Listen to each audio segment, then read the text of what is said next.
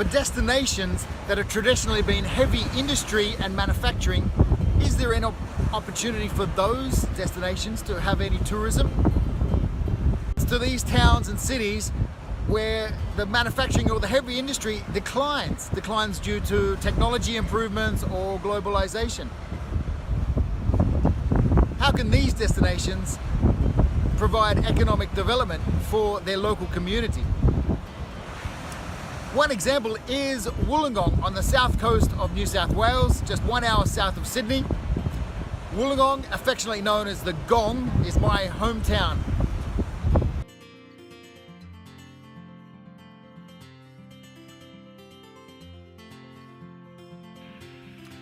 So with the decline of heavy industry, what does the destination marketers do?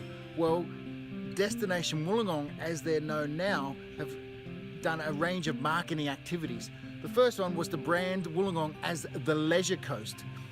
Gold Coast, Sunshine Coast, already taken in Australia.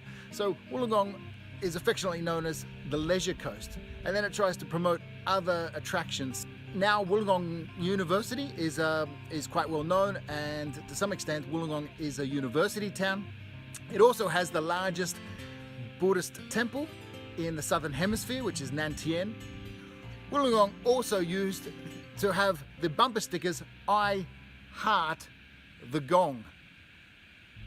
And another way is to use some of the industrial heritage as a tourist attraction. Go and have a look at Industry World, rebranded as Inside Industry, which shows you the steelworks. The steelworks is located just south of Wollongong's city centre. It's located there because of the deep water harbour.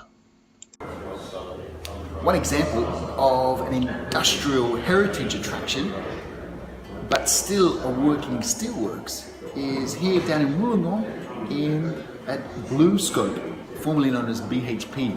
BHP stood for Broken Hill Proprietary. We're going to go for a tour a bit later into the steelworks, and we have to wear protective clothes. Very important.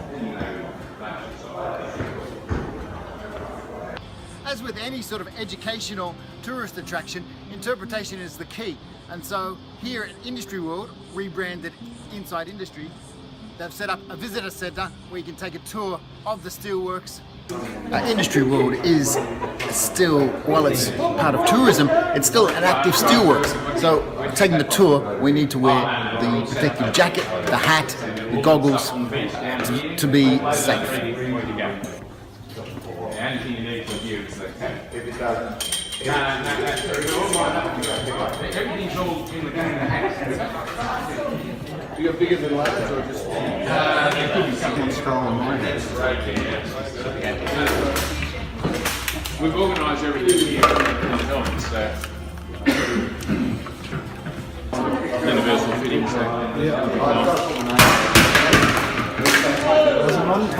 No. I'm ready to go. Our tour was guided by two volunteers who were retirees from the steelworks. They are a wealth of knowledge about the steelworks, explaining how steel was made as well as the history of the steelworks.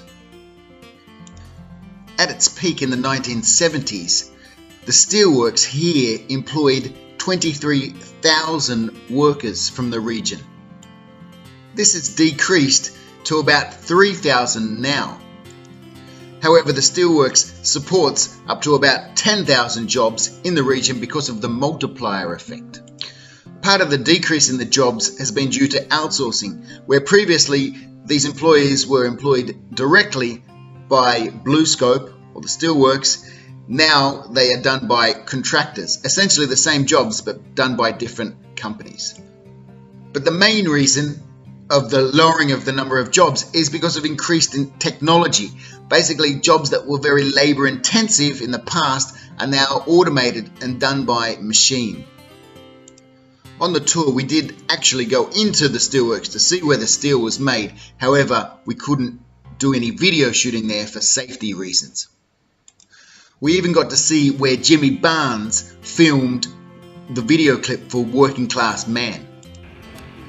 So for steel cities like Wollongong, like Newcastle, New South Wales in Australia, Pittsburgh, the steel city in the US, the destination marketers have to keep reinventing, highlighting other attractions. So Wollongong has great beaches, it has a good restaurant and eating attractions, and it has good nature and bushwalks as well.